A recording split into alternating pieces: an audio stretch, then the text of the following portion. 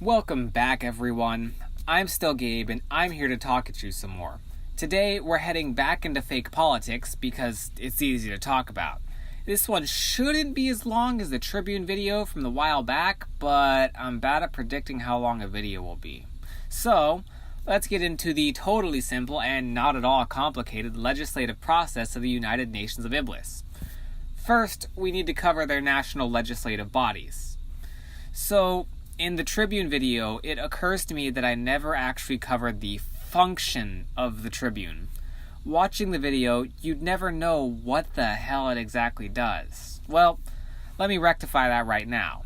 Technically, the Union has a tricameral legislature, but functionally, two of its legislative chambers have more direct influence on the development of most of their laws.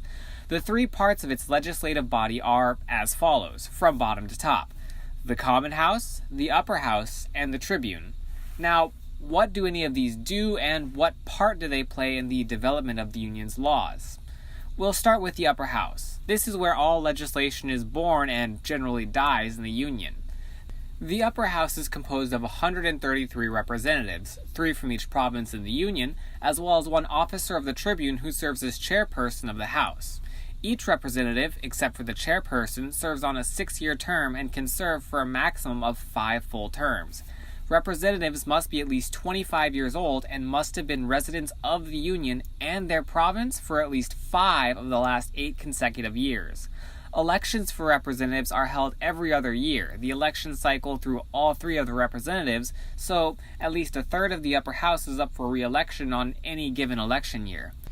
After every tribunal election cycle, the Upper House also selects which tribunal officer will serve as chairperson, with the exception of the Speaker. Each representative, except for the chairperson, serves on at least one of the various committees responsible for monitoring and regulating the various aspects of the Union society. For example, the Committee of Commerce oversees the Union's economy, the Committee of Defense oversees the military, and so on. These committees are responsible for drafting the initial legislature that will later be debated in the Upper House. In the drafting process, they will also pass their bills along to other committees with similar interests who will review, add, or remove parts of the bill, although ultimately it is the initial committee who decides what items will make it into the final bill that is presented to the entire House for debate. Once the bill is finalized, it is presented before the Upper House, where the representatives will debate and vote on whether or not the bill will move on.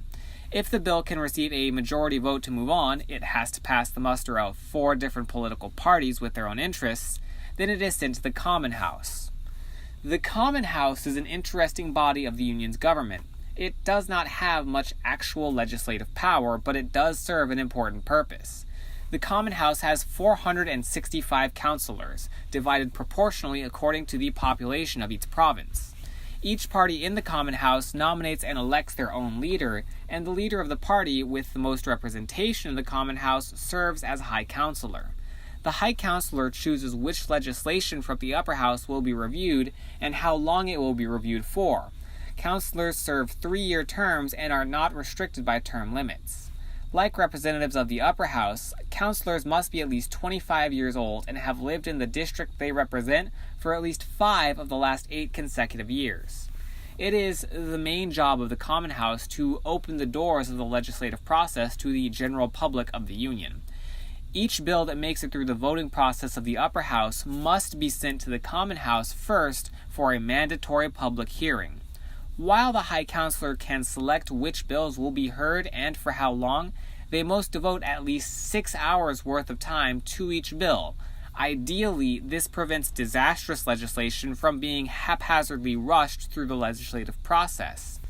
In the public hearings, councillors take notes on how the public feels about certain pieces of legislation and can make recommendations to change the bills, but cannot alter the bills in any way themselves. So, for example, if the Upper House wants to impose a 10% tariff on all imported foreign goods, the Common House can recommend lowering the tariff to 5%, but cannot change it when sending the bill back to the Upper House. Once the hearings are finished, the bill is sent back to the Upper House with the Common House's recommendations, where it will be reviewed and altered as necessary. If the bill is changed, the Upper House must pass it again and send it back to the Common House for another review. If not, then the bill is sent to the Tribune, where it faces a final test. The Tribune is responsible for ultimately signing or vetoing all legislation that comes to their desks. Tribunal officers can see and review all information that went into building the bill, as well as seeing which parts were cut. The Tribune has the power to summon any person involved with the bill, including private citizens who testified about the bill during public hearing. The Tribune can take as much or as little time as it wants to discuss and debate a bill, and can make adjustments as they feel is necessary. When it comes time for the Tribune to vote, they have 3 options. 1. They can pass the legislation. If they made any changes, the bill is sent back to the upper house, where they can reconcile the bill, and if they pass it again, the bill becomes law. If they have not made any changes, the bill becomes law. 2. They can outright veto the legislation, killing the bill. If they make this vote, the bill can no longer be debated in any house of the government.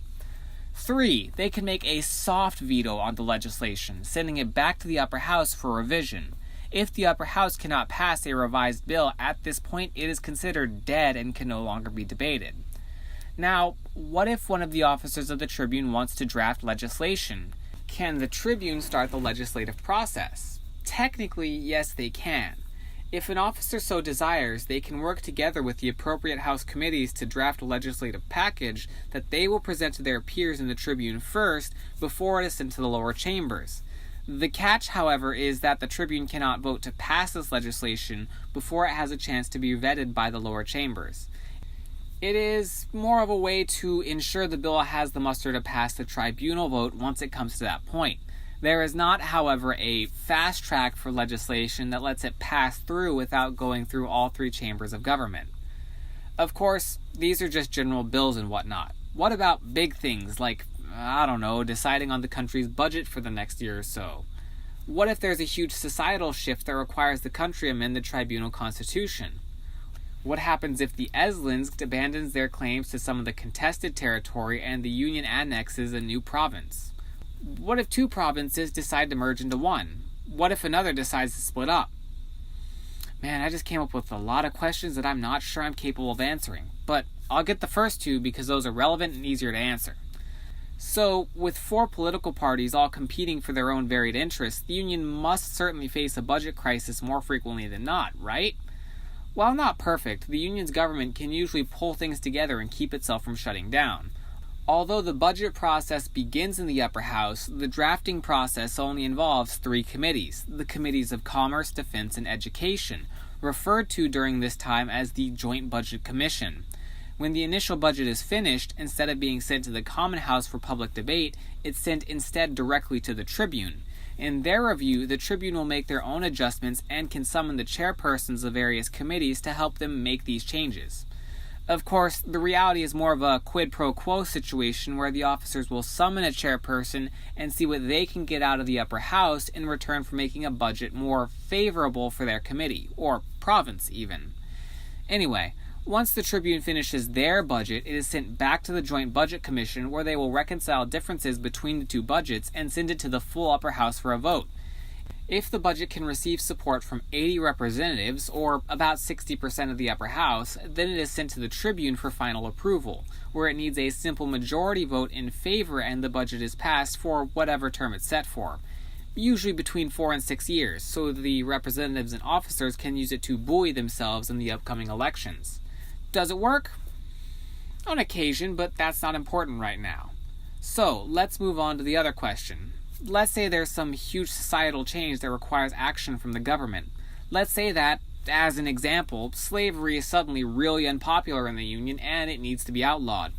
Important note, the United Nations of Iblis never tolerated slavery and never allowed the institution of slavery to exist in its borders. So, in order to formally render the institution of slavery illegal, the Tribune must amend their constitution. How does this happen? Constitutional amendments find their beginnings in the Common House. As the gateway between the public and the full national government, the councillors of the Common House hear a lot of grievances its constituents have. On the occasion there is a major issue that requires action from the government, again our example is slavery, the Common House will convene a special session to draft the potential amendment. If the amendment can get the endorsements of at least 109 councilors, which doesn't seem like a lot, but again, 4 parties with almost wildly different interests, then it moves on to review and debate in the upper house. After the upper house refines and presents the final version of the amendment, it must pass with support from at least 80 representatives. The amendment is sent back to the Common House for a mandatory week-long hearing. The Common House must hear the bill for at least 2 hours every day of this week, and must pass with support from at least 327 councilors by the end of the week. If the amendment makes it through this stage, it is sent automatically to the Tribune. The officers will vote for the amendment, and if it can gain unanimous support there, the amendment passes and becomes a part of their constitution. Or Plan B. Sometimes, the national government doesn't know what's going on or is purposefully turning a blind eye to some issue in the Union. Sometimes it's up to the provinces to force change. I'll cover this quickly because I think I'm running out of time, but also because this video is about how the national government passes laws. So, there's a problem, but the national government is sitting on their hands doing nothing. What can the provinces do? Well, if half of the provinces can come together and put their weight behind an amendment, they can force the upper house and the Tribune to vote. If the provinces can gain majority support in either of these votes, the amendment passes and becomes a part of their constitution. If those seem like long, drawn-out, complicated processes, then good. They're supposed to be. The tribunal constitution has yet to be amended. During the short story Paladin, which takes place after Rebirth, the Tribune hasn't even existed for a full year yet. I believe at this point the tribunal constitution is still being ratified by the provinces in the Union. But I'm sure things will adapt in time. But that's really everything I wanted to cover with this video. It's a bit longer than I anticipated, but we got through it. Anyway, I'm going to hold off on making videos next week because I'm trying to finish up things for the books and it's dividing my attention in too many ways. But join me back on Monday the week after and I'll have a video up about Lysander Hadria. I hope to see you then. Hi, I'm Gabe, and it took me a lot longer than it should have to record this end slate. If you enjoyed the video, please consider liking and subscribing so you don't miss the next one. If you want more content from me, consider following me on Twitter, where eventually I'll tweet some more. If you want to learn more about anything I'm talking about or catch some details I missed, consider buying my books. Links are in the description below. Also consider checking out the Tumblr, where I post side stories and art about the books that I can't really put anywhere else. Again, thanks for watching, and I hope you have a great day.